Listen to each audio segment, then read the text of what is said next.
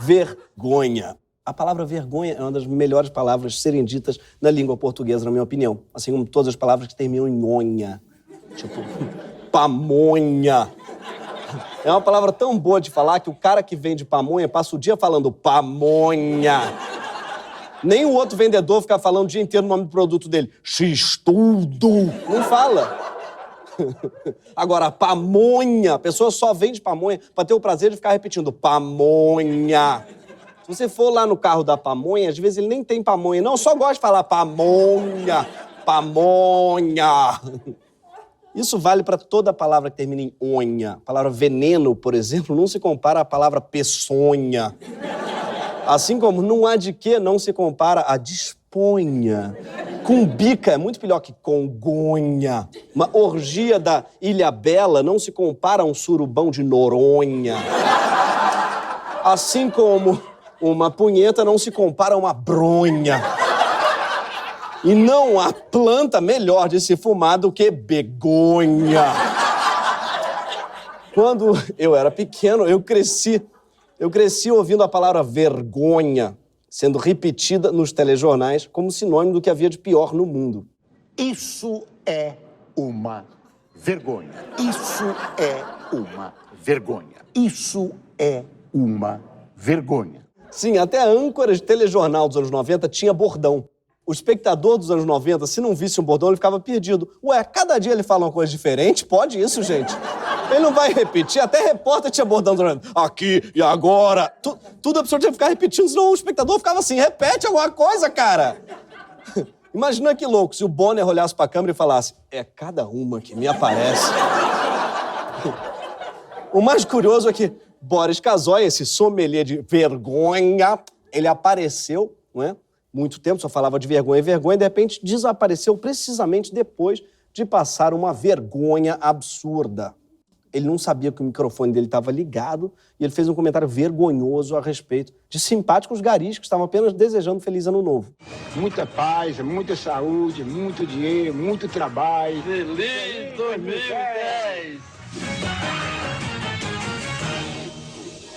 Que merda, 2 bicheiros, velho. Desejando felicidade do alto da sua vassoura. 2 bicheiros. O mais baixo da escala do trabalho. Depois disso, acho que não sobrou mais espaço para ele, sabe? Dentro dele, não tinha mais espaço para ele sentir vergonha por qualquer outra coisa. Fora que ele falou que gari é o mais baixo da escala de trabalho e foi trabalhar na Rede TV.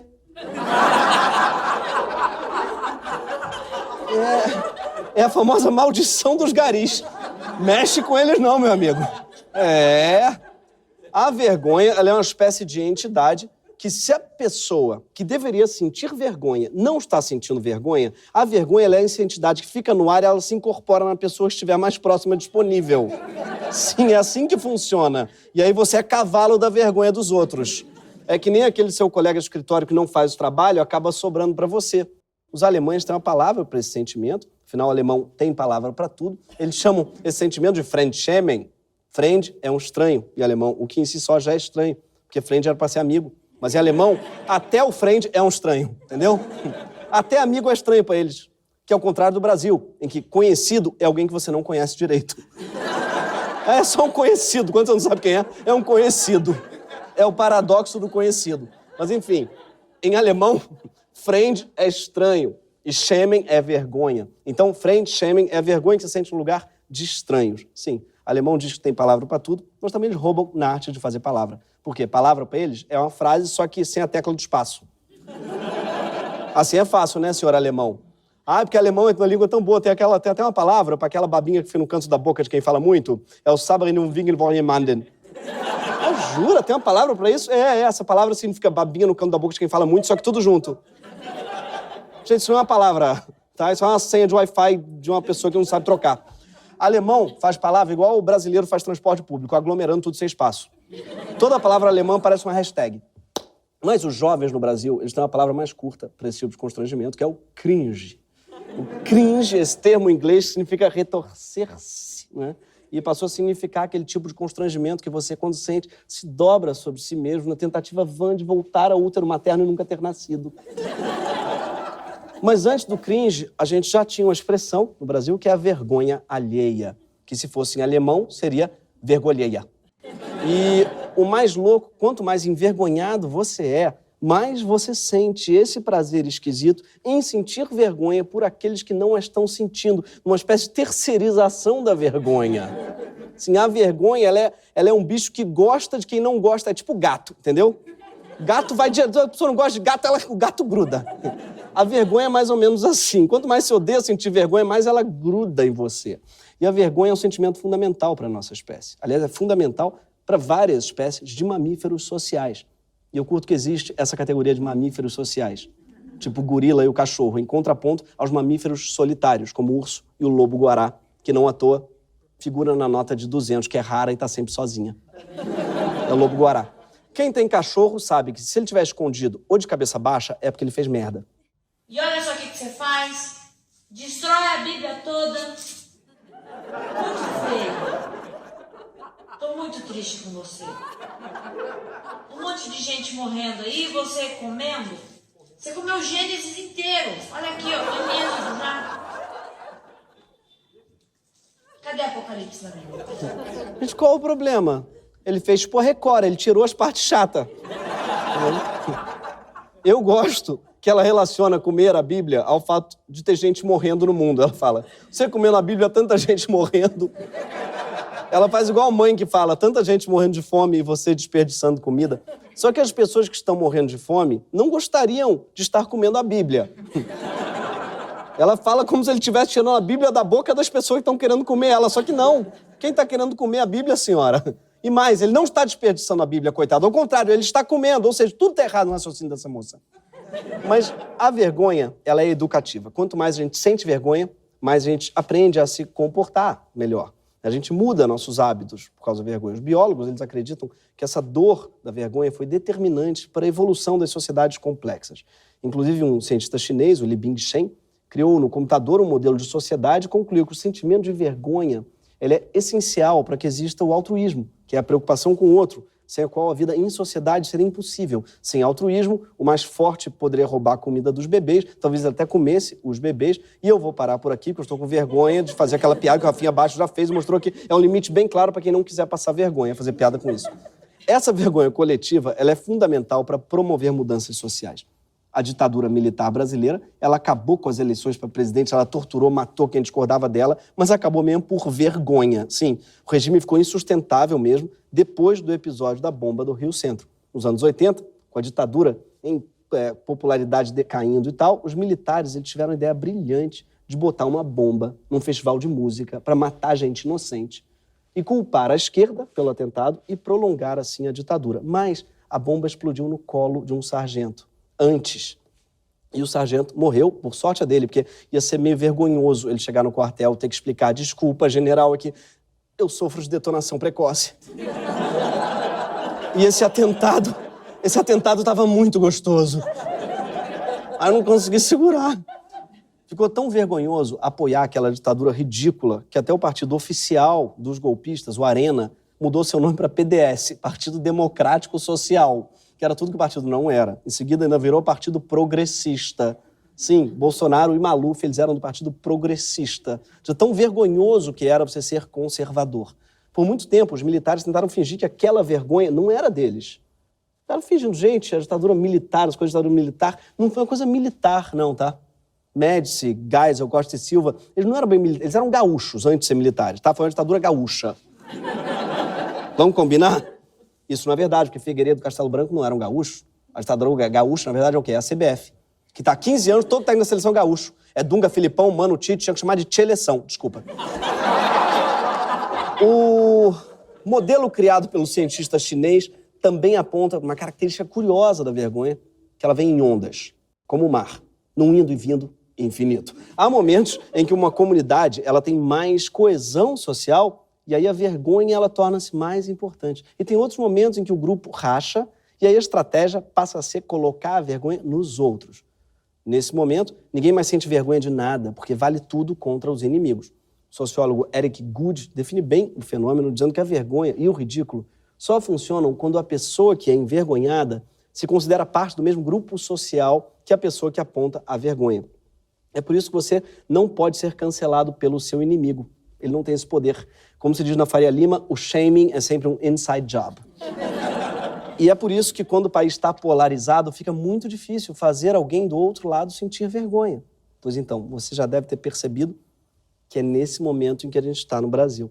Não sei se acabou o amor, mas certamente acabou a vergonha. A sociedade brasileira vem enfrentando uma onda dessas, de falta de vergonha na cara. Um tsunami, na verdade. E não vem de ontem, não. O Brasil vem perdendo a vergonha há muito tempo. Bolsonaro, por exemplo, é o presidente mais desprovido de vergonha que a gente já teve. Ele acha que palavrão é prova de virilidade. É uma quadrúpede. Seus patifes, canalhas! Acabou, porra! Ganhou, porra! Tempo todo infernizo a minha vida, porra! Porra, putaria, puta que eu pariu. Vagabundo, foda-se, fudido, cacete, filha de uma égua. Mas pra puta que eu pariu, porra. Bosta, estrume, bosta, puta, bosta, hemorroida. Posso falar um palavrão aqui? Puta que eu pariu, porra! Eu gosto que ele pergunta ao subordinado se ele posso falar um palavrão? Como se alguém fosse falar, não, senhor, eu prefiro que o senhor se atenha à norma culta. Pode ser? Essa falta de vergonha do Bolsonaro é uma praga, porque ela obriga todos os brasileiros a terem vergonha por ele. Mas a falta de vergonha do presidente esconde um problema maior, que não tem tanto a ver com linguagem. É muito pior. Quando ele fere a nossa vergonha, a gente acaba não percebendo que ele também ataca outro sentimento, que é um sentimento chamado decência. E é curioso que a palavra decente no português, ela não vale muito. Um almoço decente é um almoço nota 6. É igual um almoço honesto. Não é muito bom. Já diz muito sobre o valor que eles dão à honestidade, né? Um filé honesto é um filé ok. Agora você me disser, cara, eu comi um filé desonesto, eu quero muito. Caralho, aquele lugar tem um filé filho da puta. Cara, jura? Que delícia, que sonho. Filé indecente, maravilhoso. Aí eu vou correndo. Mas, enfim, decência é uma palavra empoeirada. Talvez porque tenha sido sequestrada há muito tempo pelos políticos conservadores. Muito do apelo deles é denunciar a indecência do mundo moderno. Uma suposta mamadeira de piroca que nunca existiu, um artista pelado numa exposição, uma pessoa fazendo xixi em cima das outras num suposto bloco de carnaval, imagens às quais você nunca teria acesso se eles não tivessem compartilhado. E compartilharam por quê? Porque estavam indignados com o fato de pessoas terem acesso a esse tipo de imagens. Eu nunca vou entender esse raciocínio. Eu quero que todo mundo veja esse absurdo que estão obrigando a gente a ver. Porque ninguém é obrigado a ver isso que eu estou obrigando vocês a verem. Não vou entender isso.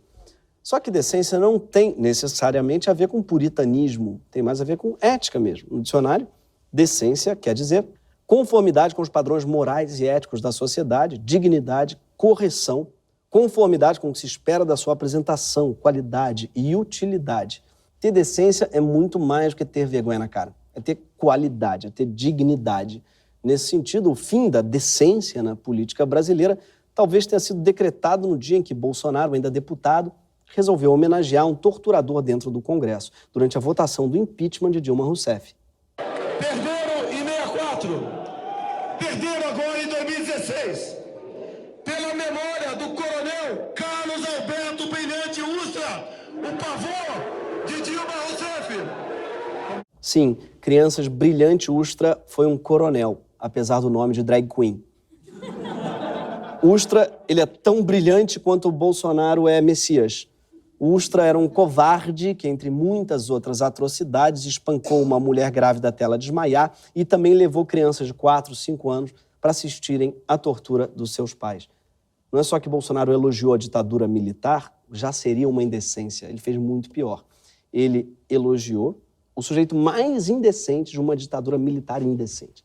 Tipo, não é só que ele gosta dos quadros do Romero Brito. Ele gosta das esculturas gigantes do Romero Brito. Como essa escultura de 6 metros de altura em formato de porco que ele fez na China. Eu gosto que a reportagem chama de escultura em formato de porco e não escultura de porco, para não ofender o porco. O que Bolsonaro fez no dia do impeachment não foi só vergonhoso, foi muito pior. O que ele fez foi indecente. Por quê? Porque ele usou da imunidade parlamentar para homenagear um torturador. E a gente não pode dizer que, ao fazer isso, ele cometeu um crime. Não porque ele não tenha cometido, mas porque a gente não pode acusar ele de um crime sem ele ter sido julgado. E seria muito difícil ele ser julgado porque ele era deputado. Então, na prática, a única coisa que impede todos os deputados saírem por aí fazendo apologia à tortura de mulheres grávidas e crianças de 4 anos, o que impede eles de fazerem isso é uma expectativa de decência.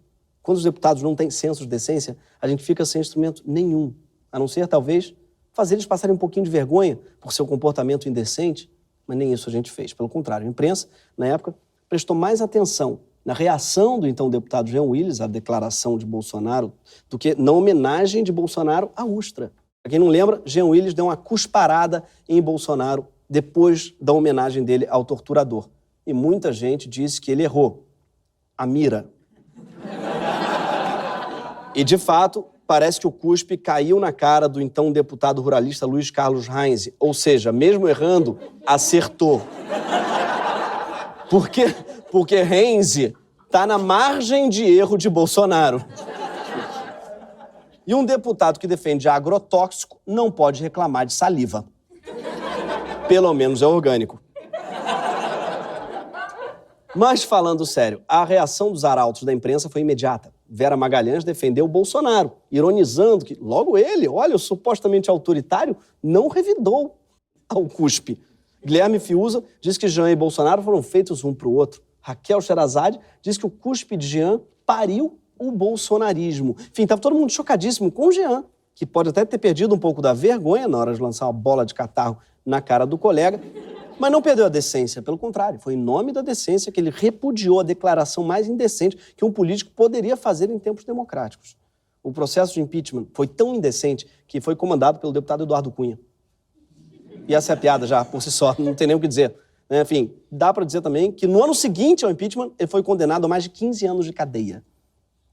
Parece que estava bem claro, já na época, claro, inclusive para Temer, que o Cunha estava chantageando Dilma, ameaçando derrubá-la se ela não fizesse alguma coisa para salvá-lo. Sim, assim como Cunha, uma grande parte dos parlamentares que caçaram o mandato de Dilma estava enrolada na justiça.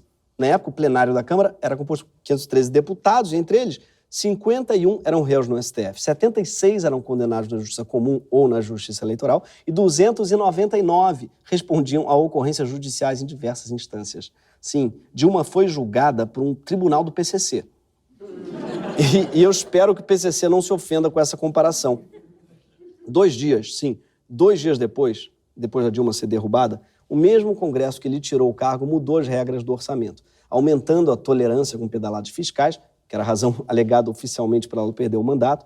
Inclusive, mais recentemente, o processo das pedaladas fiscais foi extinto por unanimidade, ou seja, foi comprovado que não houve dano ou prejuízo ao erário público. Em outras palavras, parece que Dilma não caiu por ter roubado dinheiro público, mas caiu porque o Eduardo Cunha não queria ser punido por ter roubado dinheiro público.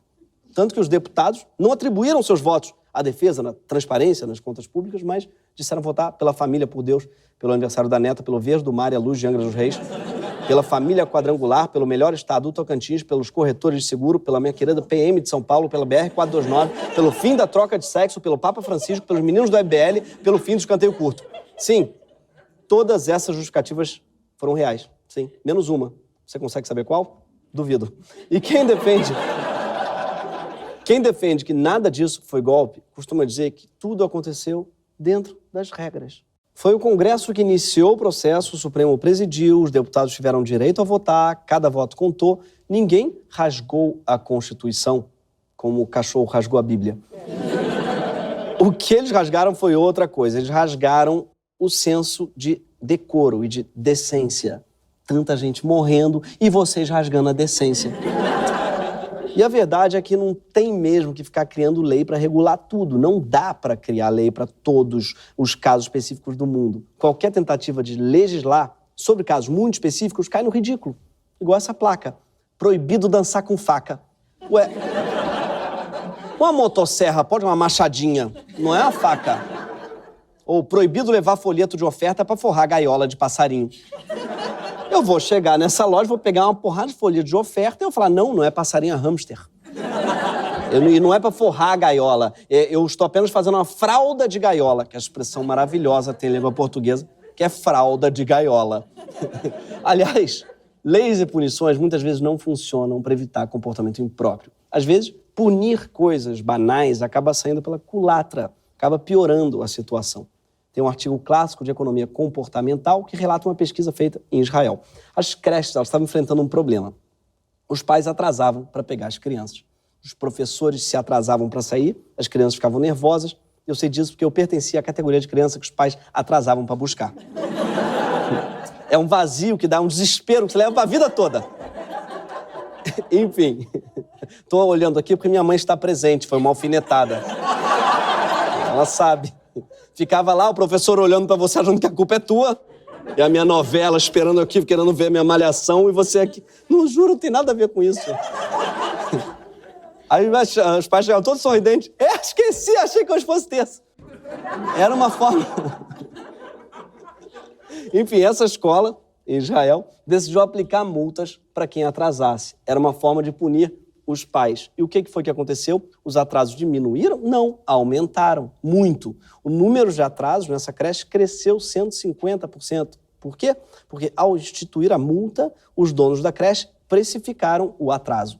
Antes, esse comportamento era coibido apenas pelo senso de decência dos pais. Os pais atrasados sabiam que estavam atrapalhando a vida da professora, depois deixou de ser um problema moral e virou uma transação econômica. Os pais chegavam atrasados, dava $3, podia trabalhar até mais tarde sem culpa.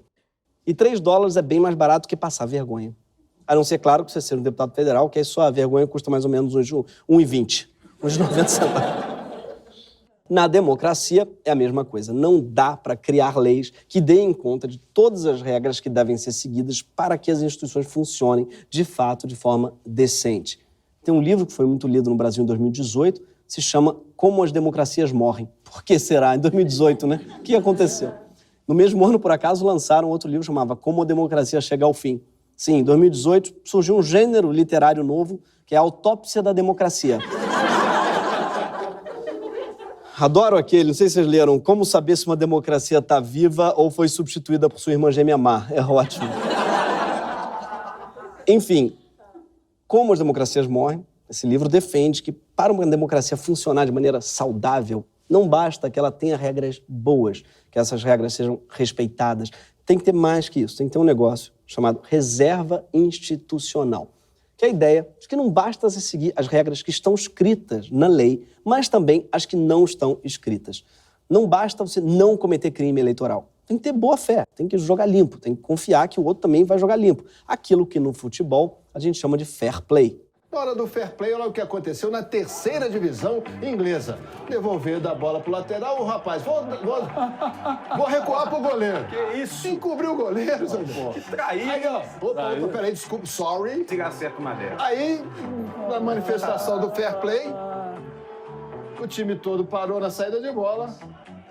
O goleiro tentou segurar a onda. Sim, o jogador foi devolver a bola no momento de fazer o fair play e fez um gol sem querer. Depois teve que rolar outro fair play para compensar. E que bom que não era uma final dessa em que o gol fora de casa vale 2, porque eles teriam que fazer uma operação meio complexa, em que o outro time teria direito a 1,5 gols. Podendo escolher esse meio gol, se você quer um chute do meio campo sem goleiro ou um pênalti de olho fechado. Mas falando sério, não tem nenhuma regra no futebol que regule o fair play. E ainda assim, você nunca vai ver um jogador desrespeitando. Nem o Pepe, o Júnior Baiano, nem o Serginho Chulapa desrespeitou. Eles que muitas vezes violavam as regras escritas do futebol, pé alto, carrinho por trás, mas as não escritas jamais, porque as não escritas são sagradas. Durante o golpe impeachment, que é como a gente chama o impeachment aqui no Greg News, né? Nossas instituições elas estavam funcionando sem nenhuma reserva institucional, sem fair play. E começou ali uma era em que ninguém mais nem esperava a decência da política, que, por coincidência, é justamente a era do Greg News, cuja primeira temporada foi em 2017. Foi assim que a gente virou um programa especializado em sentir vergonha pelos outros. Sim, talvez eu seja um Boris Casoy millennial. Por isso que não foi surpresa para ninguém quando, 2 anos depois do golpe impeachment, um juiz chamado Sérgio Moro tirou das eleições, num processo apressado, o Lula, líder nas pesquisas, bem a tempo de beneficiar Bolsonaro. Bolsonaro ganhou e ele, Moro, aceitou um convite do mesmo Bolsonaro, tinha se beneficiado da sentença dele, para ser seu ministro da Justiça. Isso não é crime, nem poderia ser. Nenhum Código Penal do mundo vai ser tão específico. É proibido um juiz prender um candidato, depois integrar o governo do candidato que ganhou por causa da decisão dele. Não dá. É proibido um pato fanho de Maringá. Não dá. Gente, são muitas especificidades, entendeu? Não dá para legislar sobre tudo. Mas deveria ser óbvio que não pode. É óbvio que isso não é decente. Na era da indecência, o Ministério da Educação define a prioridade de investimentos com base na vontade de um pastor e o presidente ameaça não respeitar o resultado da eleição também, a não ser que ele ganhe. E, segundo fontes, ele mesmo assume que escolheu um general para ser seu vice só porque sabe que isso vai apavorar os deputados que quiserem caçar o seu mandato. Bolsonaro também tem a indecência de ridicularizar as centenas de milhares de brasileiros que morreram de Covid. Ao que tudo indica, em grande parte, por consequência dos atos desse mesmo presidente. O governo Bolsonaro, ele é que nem bebida alcoólica. Ele mata, mas também humilha. E as instituições continuam funcionando. Só que daquele jeito. E a cada dia... Eu não consigo falar daquele jeito normal, daquele jeito. Daquele jeito! E a cada dia acontece uma indecência maior. Semana passada, um dos filhos de Bolsonaro, que é deputado, fez piada nas redes com a tortura sofrida pela jornalista Miriam Leitão durante a ditadura. Em 72, Miriam foi presa, grávida, e, entre outras barbaridades, foi deixada sozinha numa sala escura com uma cobra. Quando Miriam Leitão criticou Bolsonaro, recentemente, em sua coluna, Eduardo Bolsonaro postou que tinha pena da cobra. Na mesma semana, o deputado federal bolsonarista Daniel Silveira, aquele que já tinha cometido a indecência de quebrar a placa com o nome da vereadora Marielle Franco, se refugiou no Congresso Nacional para não ser obrigado a cumprir uma decisão do STF que exigia que ele colocasse tornozeleira eletrônica. Resumindo, em termos estritamente políticos, ele correu para o colo da mamãe. E a verdade é que já passou da hora da gente se levantar e protestar contra essa indecência toda. É inadmissível que ainda haja hoje 25% do Brasil que não tenha vergonha de continuar apoiando esse projeto indecoroso. Essas pessoas, elas precisam ficar envergonhadas, precisam ficar constrangidas, precisam ficar com friend shaming, precisam ficar se retorcendo de dor e de vexame. Aliás, eu disse que nenhum jogador de futebol desrespeitava o fair play. Não é verdade. Isso não valeu para Kleber Gladiador, do Palmeiras, que uma vez roubou uma bola que, pelo fair play, pertencia ao Flamengo e então tentou fazer um gol. Pegou a camisa 3. E o Kleber saiu com a bola, bateu pro gol. E agora os jogadores do Flamengo querem um lance em tese de fair play, cercam o Kleber. O Kleber tentou fazer o gol. E isso, na linguagem da ética entre os jogadores, é uma agressão, digamos assim. Perfeito, Luiz. Esse tipo de comportamento é que incendeia o jogo, tira o jogador do estado normal, porque realmente é uma atitude que não é coerente. Não é uma atitude de fair play. Ele não é obrigado a devolver, mas moralmente sim. Você sabe que o país está perdido quando o comentarista de futebol entendeu o conceito de reserva institucional melhor que muito âncora de jornal. Ele não é obrigado a devolver, mas moralmente sim. Vale para os eleitores de primeira e última hora de Bolsonaro. Eles não são obrigados já a se arrepender, mas moralmente sim. Nesse ano de 2022 vai ser preciso perder a vergonha de envergonhar quem deve ser envergonhado, mas sem perder a decência, jamais. Bolsonaro já deixou claro que vai jogar sujo. E tem gente do lado de Lula querendo jogar sujo também. Em nome de uma suposta frente ampla, parece que já tem petista se aliando com miliciano e até com bolsonarista. Sim, vai ter gente dizendo que a única maneira de derrotar o bolsonarismo é se unindo aos bolsonaristas, sendo bolsonarista, agindo como eles. Então, foda-se, né? Deixa os caras lá. Porque quando um dos lados não tem decência, o outro se sente autorizado a não ter. Ou pior, se sente um idiota, se tiver, gerando uma espiral descendente rumo ao inferno. A decadência da decência fez com que a gente parasse, né, de julgar a política e terceirizasse ela para os juristas, porque eles vão lá e analisam o cumprimento das regras escritas da sociedade. E a gente passou os 2 anos da pandemia tentando decidir, né, se a conduta de Bolsonaro era criminosa e os juristas decidindo se ele ia para o tribunal de... Vale isso, é crime contra a humanidade, é crime... A verdade, já estava claro que ele, independente de ser crime, era indecente. E é por isso que nessas eleições não basta denunciar os supostos crimes dos nossos governantes. Eleições não são um julgamento. Elas são uma oportunidade da gente decidir se a gente tem ou não tolerância com certos comportamentos indecentes. E, para isso, a gente não pode naturalizá-los, ou pior ainda, repeti-los. Porque, mais do que decidir se a gente quer ou não que Bolsonaro siga presidente, a gente precisa decidir se a gente quer seguir sendo um país, um só país, do tipo que consegue sentir vergonha porque considera o outro parte do grupo, do tipo de país que cerca o jogador que não respeita o fair play e não permite que ele continue com a bola no pé. Esse foi o Greg News.